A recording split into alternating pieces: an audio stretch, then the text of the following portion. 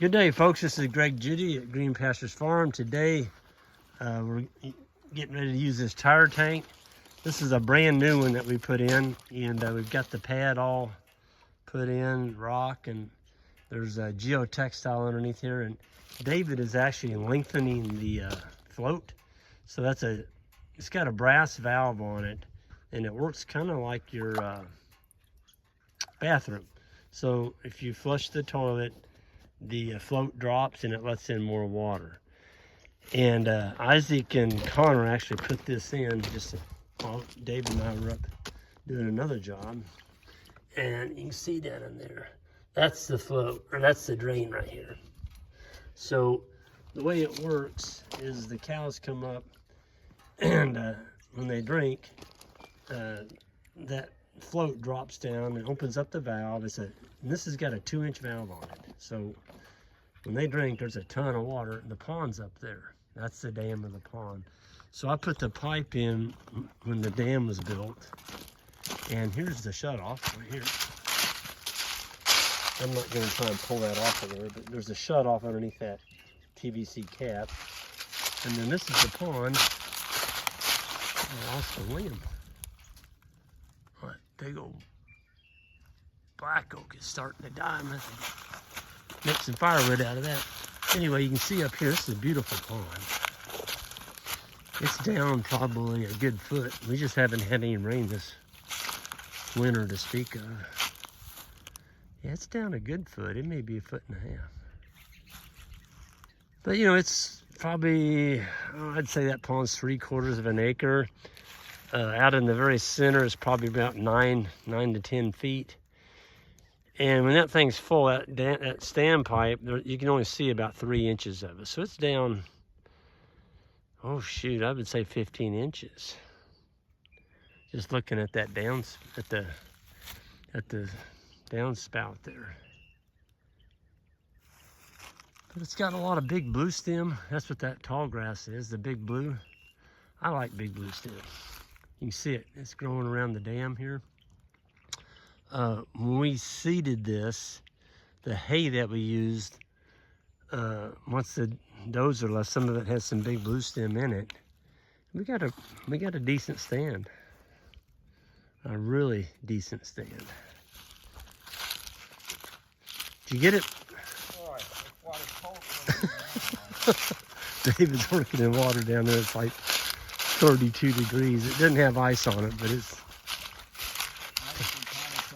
not too close from having ice on it. But he put about 10 knots in it? Yeah, about 10. I don't know.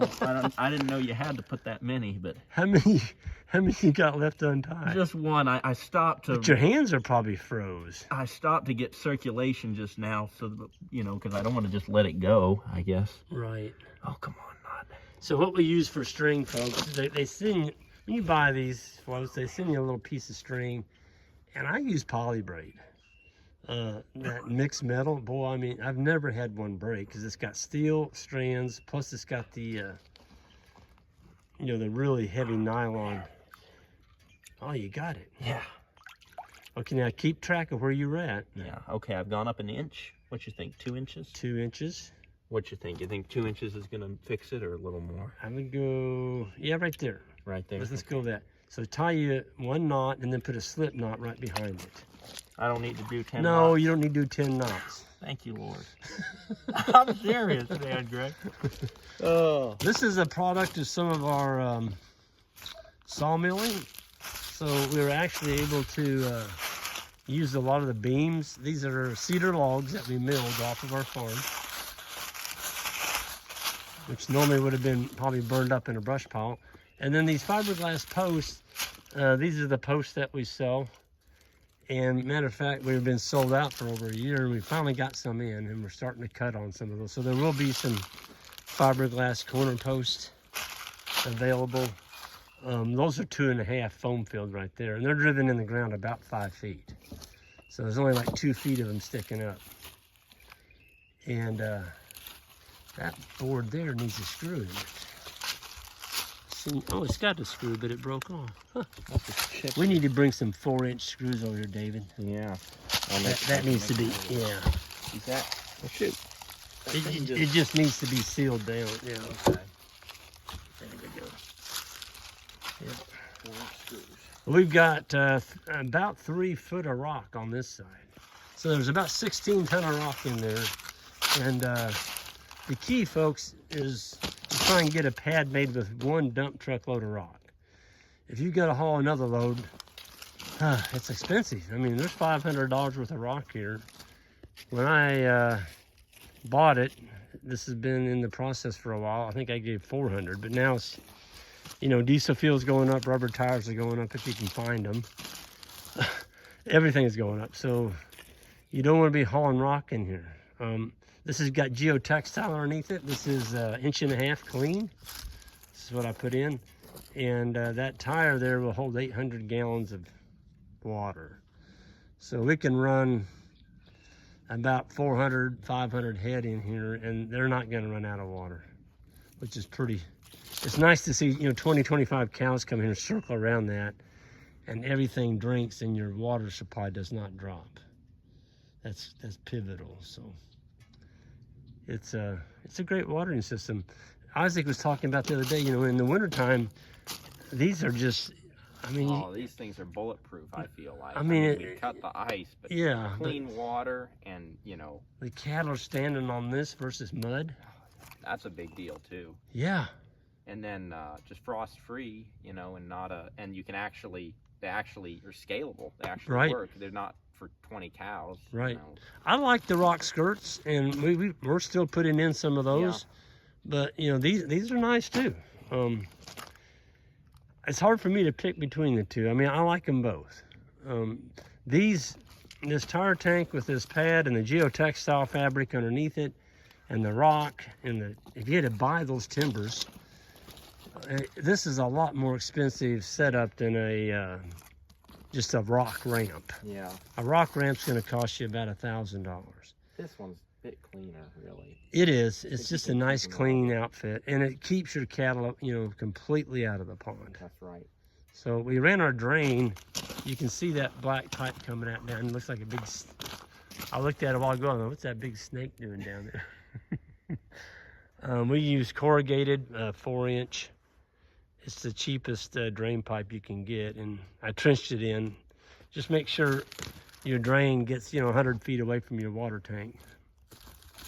But yeah, that's a 4-inch. We put a 4-inch drain in them, and the bottom of this tank has got sackcrete in it, and we just poured it in a wheelbarrow and dumped it in there, mixed it up with a hoe. I think it took 5 bags, so it's about 3.5 inches deep. So yeah, they're not going to budge that, David. They can't budge it. You think down the line, well, maybe in the summertime, not now, we'll need to put some bars across it so they can't. Yes, in the summertime, definitely. In the wintertime, they're not going to climb in that. David, explain what you're talking about there. Oh, you mean the bars? So we're going to put fiberglass rods in, probably 3 for this one. 1 in the center, and then 2 to split it. And that's so that in the summertime, when the cows are hot, they can't just jump in their drinking water. Right. And what will they do when they jump in? They're going to break that valve off. Well, that's true. I'm thinking about the cleanliness, but you're right. The bigger deal is, I mean, I was going to say our cows are clean, but they've got manure. We don't want them wading in it. That thing is deep. Yeah. It's 3 feet deep. And so if a calf gets off in there and those bars on there, and the bars on there, they can get out. They can climb up on the bars and dig themselves out. Without the bars on there, it's kind of tough. Yeah. But and it's really not for strength, because this thing's strong. It's super strong. But the main thing is protecting that valve. Well, I can tell that water's coming up, David. Yeah, I'm looking at it. I hope. Look at your pipe. You know, when we came here, there was. It's gone up at least, I think, 2 inches. I hope. That might be it. I hope that's. I don't really want to have. David and I, we're going to hang around here for another 5 or 10 minutes just to make sure. We don't want that thing running all night long, because we're not going to be here for. Well, the cows will be on that other end there, so yeah. So another 24 hours is when they'll be in here. So we'll just wait and make sure it does shut off. But folks, we're going to go ahead and get out of here or sign off, and everyone have a good one. And on the way out, hit that subscribe button, and we'll see you down the road next time.